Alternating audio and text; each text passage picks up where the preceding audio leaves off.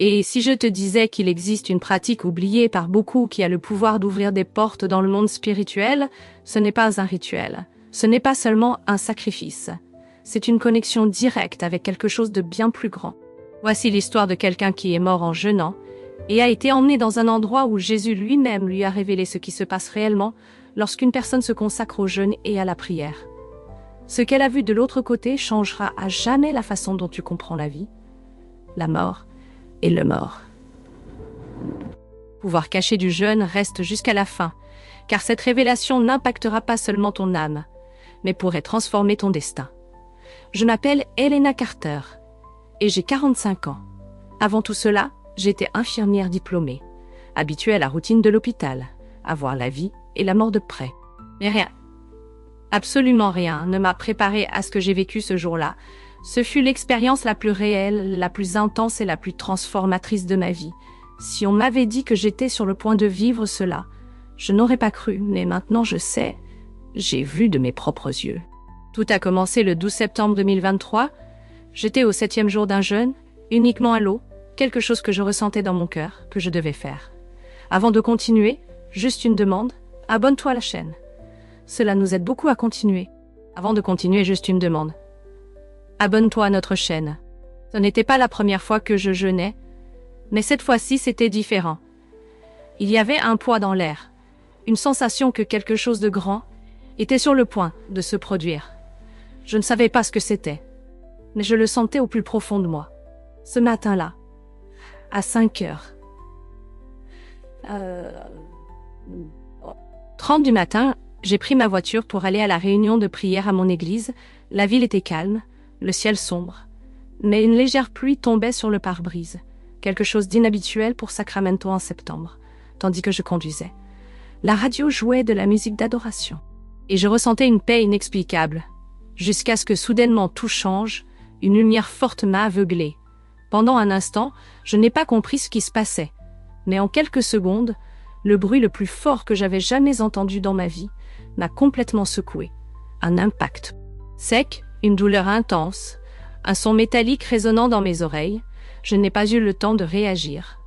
Un conducteur ivre dans une camionnette a grillé le feu rouge et m'a percuté directement du côté conducteur. Ensuite, je n'entendais que le silence. Au début,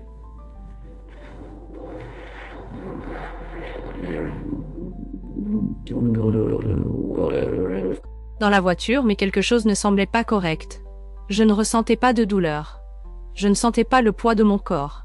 Mais le plus frappant fut lorsque j'ai regardé en bas et que j'ai vu mon propre corps coincé entre les ferrailles tordues du véhicule.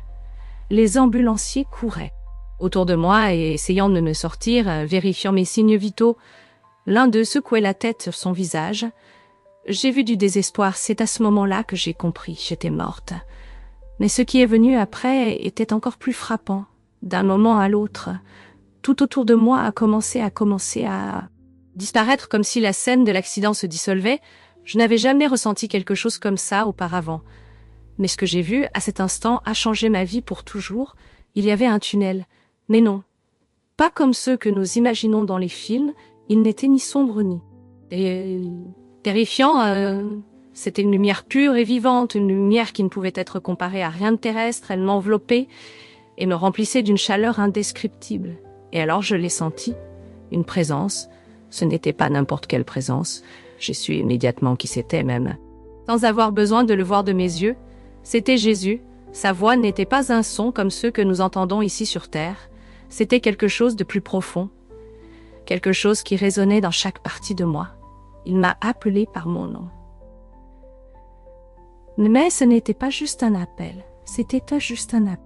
Comme si dans sa voix était contenu tout l'amour, toute la compassion, toute la vérité de l'univers. Et à cet instant, j'ai compris quelque chose que je n'avais jamais envisagé. Le jeûne que je faisais n'est pas juste une pratique. Ce n'est pas juste un sacrifice. Ce que j'avais fait pendant ces sacrifices. 7 jours avaient un impact réel dans le monde spirituel.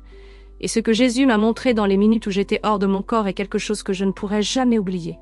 Il m'a dit de regarder. Et quand je l'ai fait, j'ai vu quelque chose qui m'a coupé le souffle.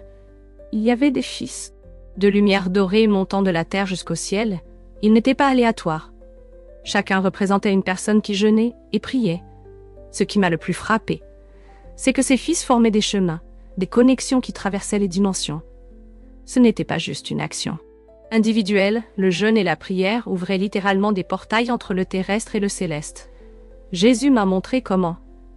Quand quelqu'un jeûnait avec un cœur pur, cherchant à se rapprocher de Dieu, une brèche s'ouvrait dans ce qui semblait être une barrière sombre sur la terre. Comment la lumière de Dieu descendait avec force par ses ouvertures, touchant des vies, brisant des chaînes et apportant guérison et libération. J'ai réalisé quelque chose d'effrayant. Beaucoup de gens ne comprennent pas le pouvoir qu'ils possèdent lorsqu'ils jeûnent et prient. Ils ne savent pas qu'ils participent à une bataille spirituelle réelle, où chaque sacrifice, chaque jour de jeûne, affaiblit les forces obscures et permet à la gloire de Dieu de se manifester avec plus d'intensité. Mais ce que Jésus a montré ensuite était encore plus impressionnant. Il m'a montré des personnes qui jeûnaient sans un but réel, juste par habitude ou pour maintenir les apparences, et ces personnes ne généraient pas de lumière. Il n'y avait pas de connexion entre leur sacrifice et le ciel. J'ai vu la différence entre un jeûne fait avec foi et humilité et un fait sans but. Jésus m'a expliqué que ce n'est pas l'acte en soi qui meut le ciel, mais l'intention, l'engagement, la disposition du cœur. J'ai senti que tout mon être tremblait devant cette révélation. J'ai réalisé combien de temps j'avais sous-estimé l'importance du jeûne. Combien de fois je l'avais vu comme un simple exercice spirituel sans comprendre l'ampleur de l'impact qu'il avait dans l'invisible. Mais alors Jésus m'a dit qu'il y avait quelque chose de plus que je devais voir. Et ce qui est venu ensuite est quelque chose que je ne pourrai jamais oublier. Jésus m'a regardé avec une intensité qui a traversé mon être et il n'y avait pas de jugement dans son regard. Juste un amour pur et une vérité que je ne pouvais nier.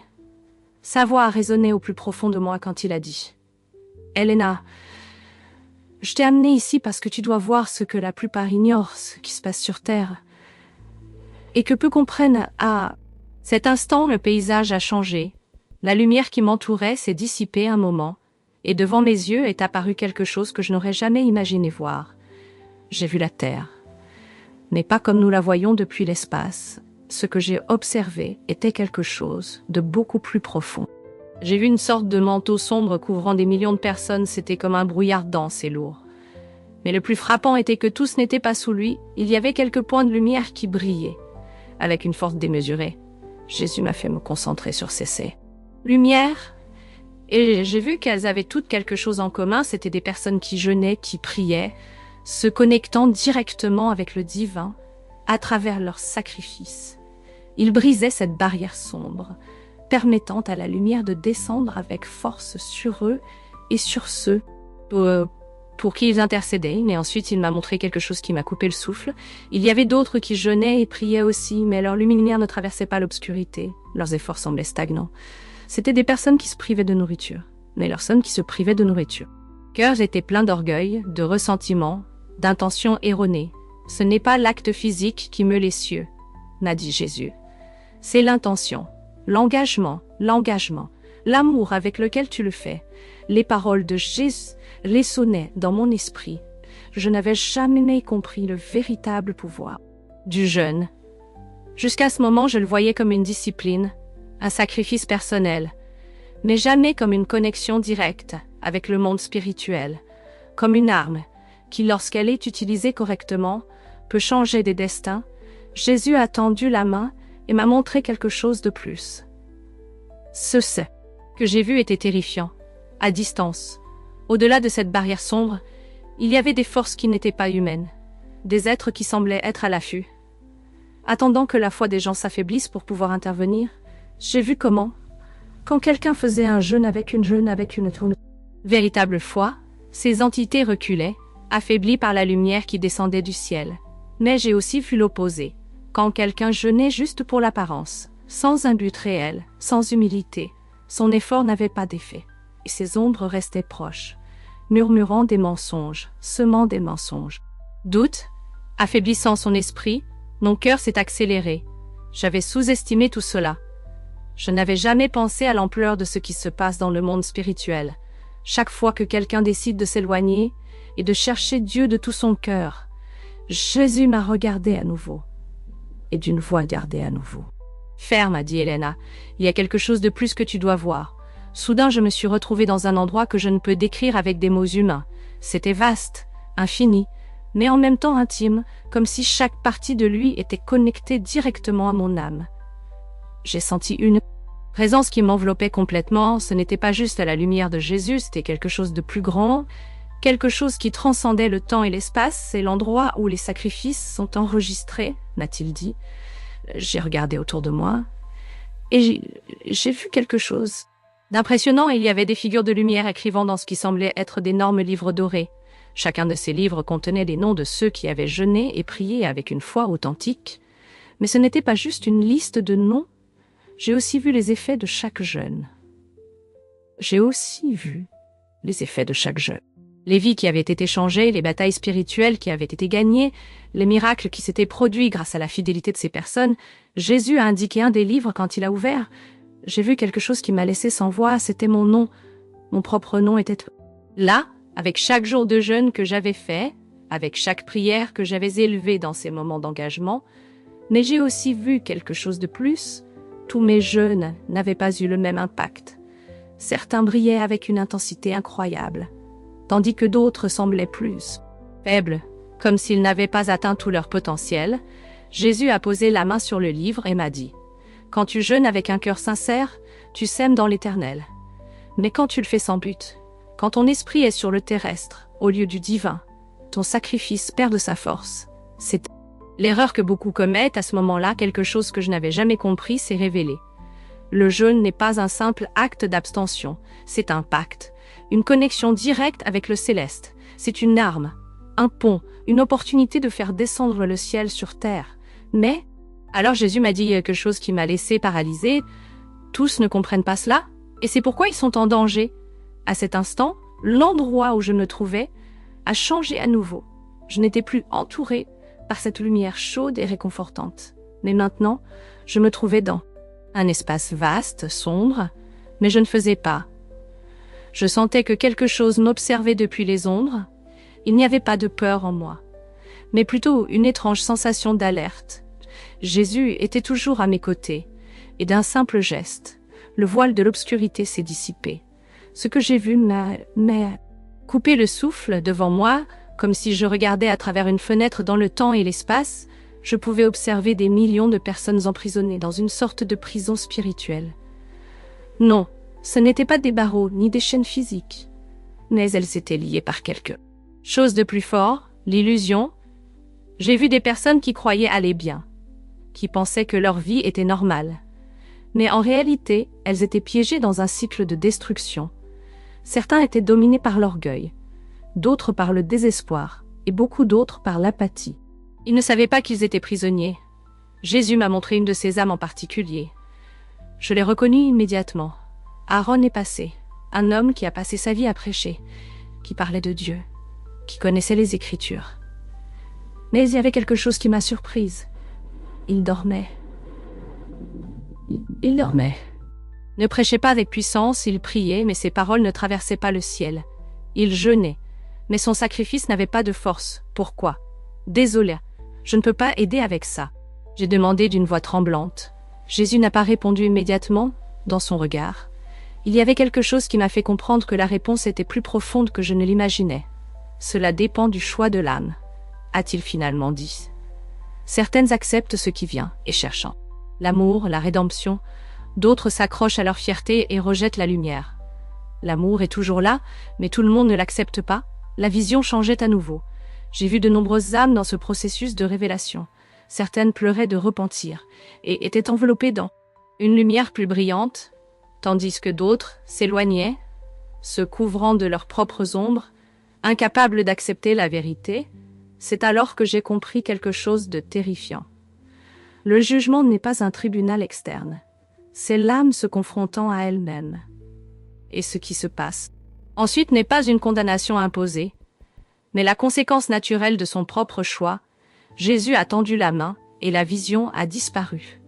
J'étais à nouveau debout, devant lui, avec le cœur battant de manière incontrôlable. Hélène a dit d'une voix ferme. « Je veux te montrer quelque chose de plus. Quelque chose que peu ont vu, l'environnement a de nouveau changé. Je savais que ce qui venait serait encore plus percutant. À cet instant, tout autour de moi s'est défait. J'ai senti que je m'élevais encore plus, comme si je traversais un seuil invisible. Jésus marchait à mes côtés. Et bien qu'il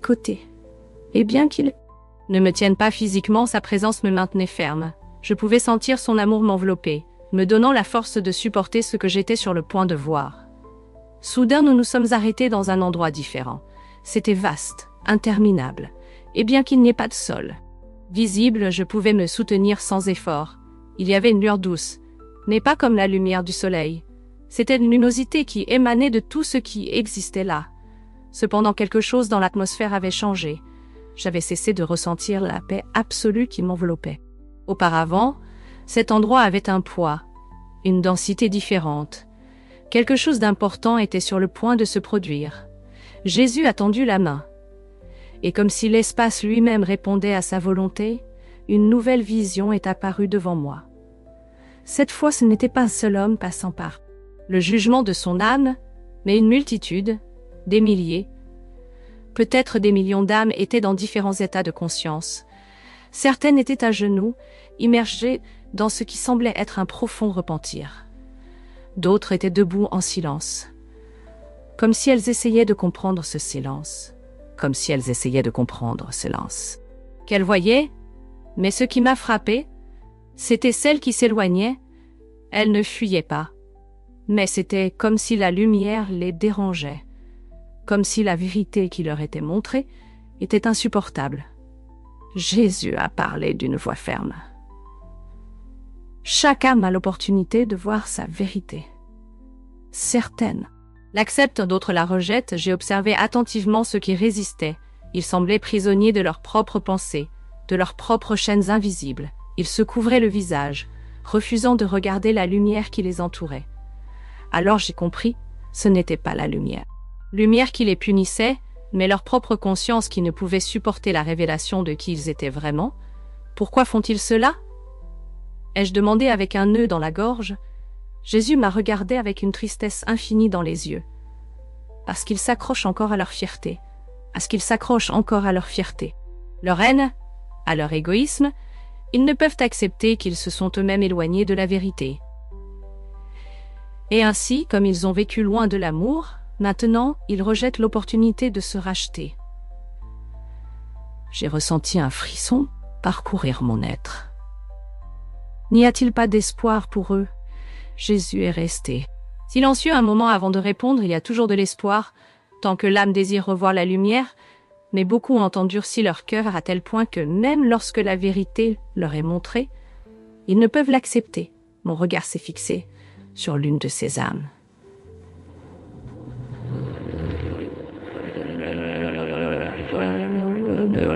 Une expression de profonde douleur. Il était évident qu'il luttait en lui-même, voulant s'approcher de la lumière, mais en même temps, quelque chose en lui le retenait. C'était comme si le poids de sa propre culpabilité l'empêchait d'avancer. Alors quelque chose de surprenant s'est produit. J'ai vu la lumière s'étendre vers lui, douce, compatissante, comme si elle l'invitait à laisser derrière lui sa souffrance. Pendant un instant, j'ai pensé qu'il ferait un pas en avant, qu'il accepterait l'amour qui lui était offert. Mais au dernier moment, il a reculé. Il a couvert son visage de ses deux mains et s'est éloigné encore plus, plongeant dans les ombres. J'ai ressenti une douleur dans l'âme, en voyant comment sa propre décision l'éloignait. Jésus a soupiré tristement. Ce n'est pas la lumière qui les expulse. Ce sont eux qui choisissent de s'éloigner. L'amour ne les a jamais rejetés. Mais tout le monde n'est pas prêt à l'accepter. Le poids de ces mots est tombé sur moi avec une clarté dévastatrice. Le jugement de l'âme n'était pas une punition imposée par Dieu, mais le résultat inévitable de ce que chaque âme avait construit au cours de sa vie. Mon esprit s'est rempli de sa vie. Mon esprit s'est rempli de questions, et pour ceux qui acceptent la vérité, que se passe-t-il après qu'ils aient vu l'impact de leurs actions? Jésus a souri dans mon esprit, et la vision a changé. J'ai vu les âmes qui avaient été affectées. La lumière autour d'elles brillait d'un éclat doré. Leur visage reflétait une paix indescriptible. Certaines pleuraient non pas de souffrance, mais de soulagement, de gratitude. J'ai vu comment elles étaient élevées, emmenées à un autre niveau d'existence, où la présence de Dieu serait encore plus forte. Celui qui cherche la vérité avec humilité trouve toujours son chemin, a dit Jésus. Même ceux qui ont commis de graves erreurs ont l'opportunité de se racheter si leur cœur est prêt à apprendre et à changer. J'ai observé comment ces âmes étaient accueillies avec amour. Il n'y avait pas de jugement sévère, pas de châtiment ni de condamnation. Éternelle, seulement la conséquence naturelle de leur décision et l'opportunité de grandir spirituellement. Le véritable jugement n'était pas la fin, mais le début de quelque chose de plus grand. Alors Jésus m'a regardé avec sérieux. Hélène, il y a encore quelque chose que je dois te montrer. L'environnement a de nouveau changé. Cette fois, j'ai ressenti une énergie immensément puissante autour de moi. J'ai su, sans que personne ne me le dise, que j'étais sur le point de voir le but ultime de tout ce processus. Mon cœur battait avec force. Je savais que ce qui venait serait la révélation. La plus grandiose de toutes, l'environnement a changé d'une manière que je ne peux décrire avec des mots terrestres. C'était comme si tout l'univers s'était arrêté un instant, comme s'il était au bord d'une vérité plus grande que je n'aurais jamais pu imaginer. Jésus était toujours à mes côtés. Sa présence m'enveloppant d'une chaleur indescriptible, mais cette fois son expression était différente. Il y avait une solennité dans son regard, une intensité qui m'a fait sentir que j'étais sur le point d'assister à quelque chose de transcendantal. Hélène a dit, d'une voix ferme, « Maintenant tu verras ce que la plupart des âmes ne comprennent pas. » Jusqu'à ce qu'il soit trop tard, devant moi, l'espace s'est ouvert comme si un rideau invisible était tiré. Sans début ni fin, il était formé de millions d'âmes, qui semblaient être des étincelles vivantes d'énergie pure, chacune avec une lueur unique, se déplaçant en harmonie, avançant vers une destination que je ne pouvais pas voir clairement. Certaines brillaient d'une intensité éblouissante, tandis que d'autres avaient une lumière plus douce, comme si elles cherchaient encore leur chemin.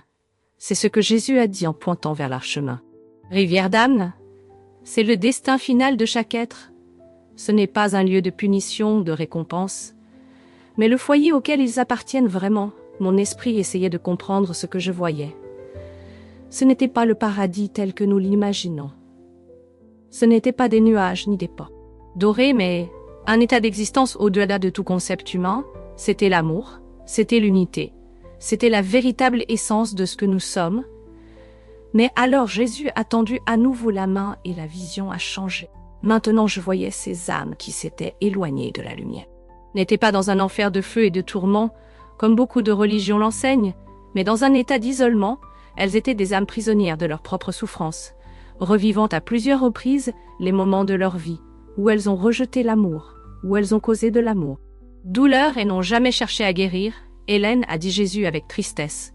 Le véritable jugement n'est pas une punition de Dieu. C'est l'âme, affrontant sa propre vérité. Sans filtre, sans excuse, certaines trouvent la paix dans ce processus. D'autres résistant et restent piégées dans leur reste piégé. Propre douleur, j'ai observé comment certaines de ces âmes, après un temps que je ne pouvais mesurer, semblaient percevoir quelque chose, comme si elles comprenaient qu'elles pouvaient changer, qu'elles pouvaient choisir de sortir de cette souffrance. Et au moment où cette compréhension naissait en essai, elles, une lumière apparaissait, les guidant de retour vers la rivière d'âme, qui coulait vers l'unité avec Dieu. Alors il n'y a pas de condamnation éternelle. Ai-je demandé avec un nœud dans la gorge. Jésus m'a regardé avec une compassion infinie. Dieu ne condamne jamais ses enfants. Mais certains mettent plus de temps à trouver le chemin du retour à la maison. Mes yeux se sont remplis de larmes. Tout ce que je croyais sur le jugement dernier, sur l'au-delà, s'effondrait devant la vérité que je voyais maintenant. De mes propres yeux. Il ne s'agissait pas de punition. Ou de mes propres yeux. Récompense arbitraire, mais des choix que chaque âme faisait, et des conséquences naturelles de ces choix. Jésus s'est tourné vers moi et a dit, avec un sérieux qui a pénétré mon âme, « Helena, il est temps pour toi de revenir. » J'ai ressenti une pointe d'angoisse. Je ne voulais pas partir, pas après avoir vu la vérité, après avoir ressenti la paix et l'amour de cette réalité.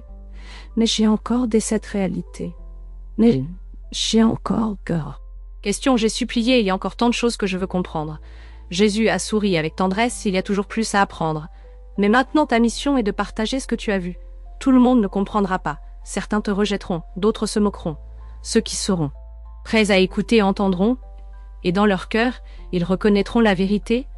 À cet instant, j'ai senti une traction, une force me tirait en arrière. Comme si mon esprit était aspiré de retour. J'ai essayé de résister. Je voulais rester, je voulais rester, je voulais rester.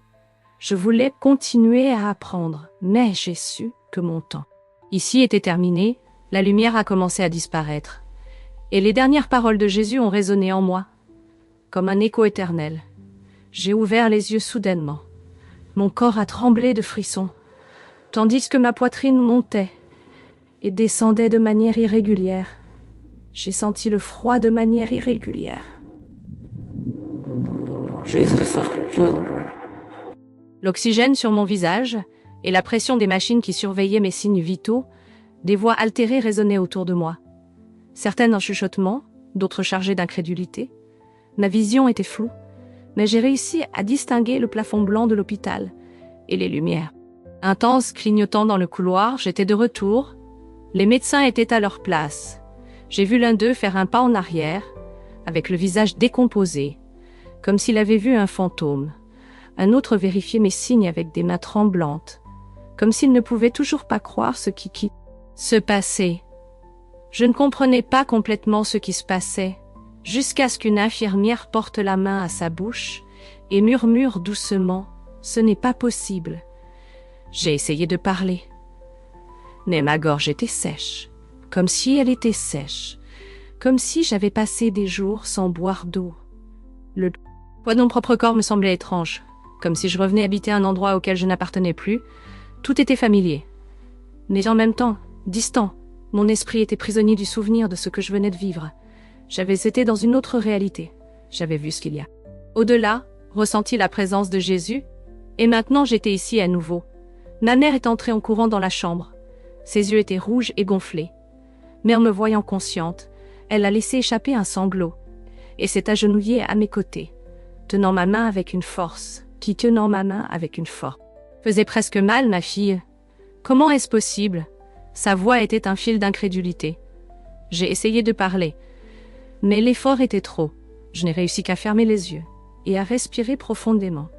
Tout mon être vibrait encore de l'énergie de ce que j'avais expérimenté. Je savais que je devais leur raconter ce que j'avais vu, ce que j'avais ressenti, ce que Jésus m'avait montré, mais allaient-ils me croire? Les jours suivants ont été étranges. Les médecins ne pouvaient pas expliquer comment j'étais revenue. Ils révisaient encore et encore les rapports, les tests, les analyses. Pour eux, j'avais été cliniquement morte. Ils ne trouvaient pas de raison médicale à ma récupération, ni d'explication scientifique à ce qui s'était passé, mais je savais, j'ai passé des heures en silence, observant le monde avec une nouvelle perspective. Tout semblait différent. La lumière du soleil avait une chaleur que je ne remarquais pas avant.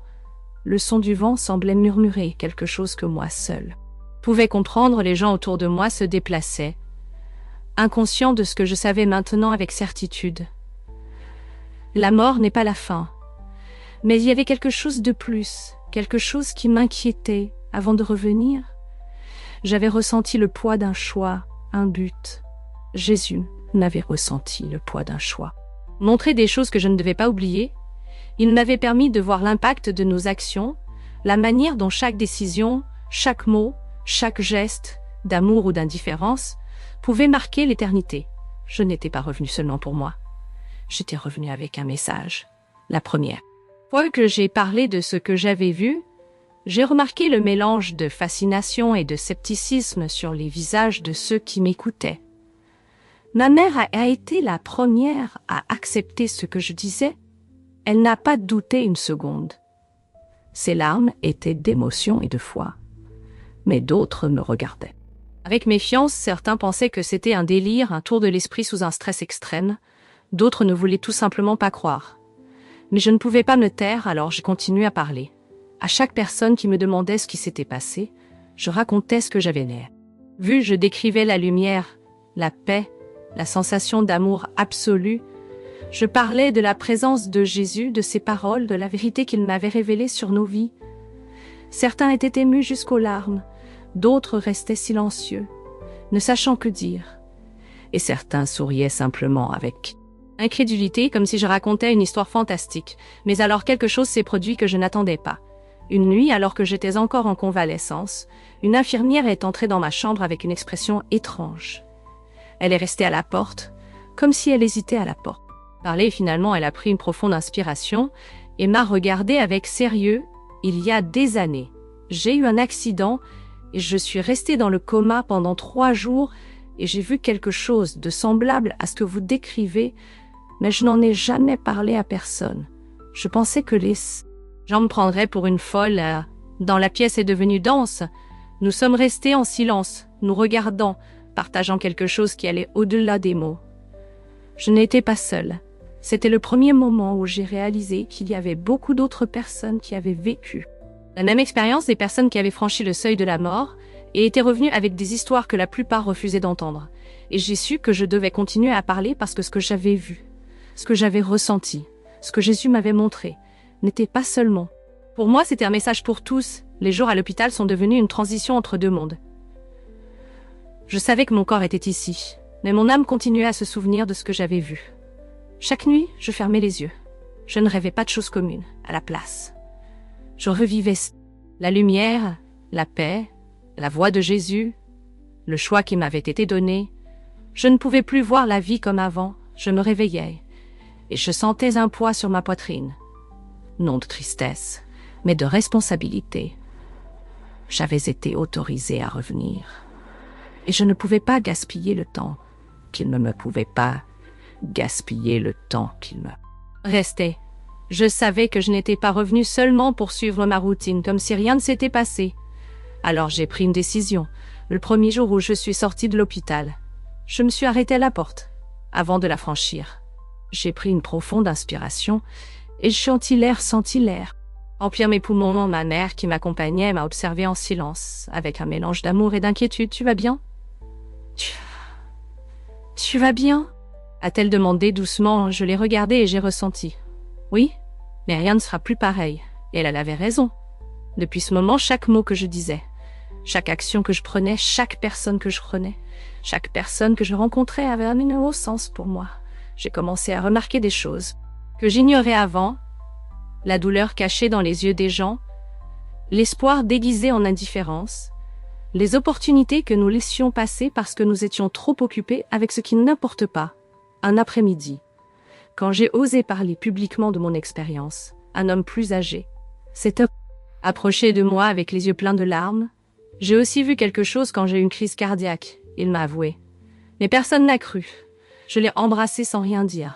Son histoire était une parmi tant d'autres. Il y avait des milliers. Peut-être des millions de personnes avec des témoignages comme le mien, mais le monde se taisait, disait que c'était impossible, que c'était une illusion de l'esprit.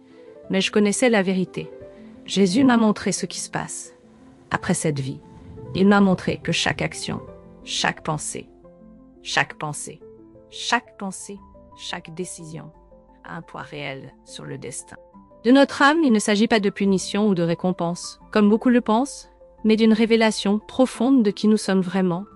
Les âmes ne peuvent pas se mentir à elles-mêmes. Quand elles franchissent le seuil, elles se voient avec une clarté totale.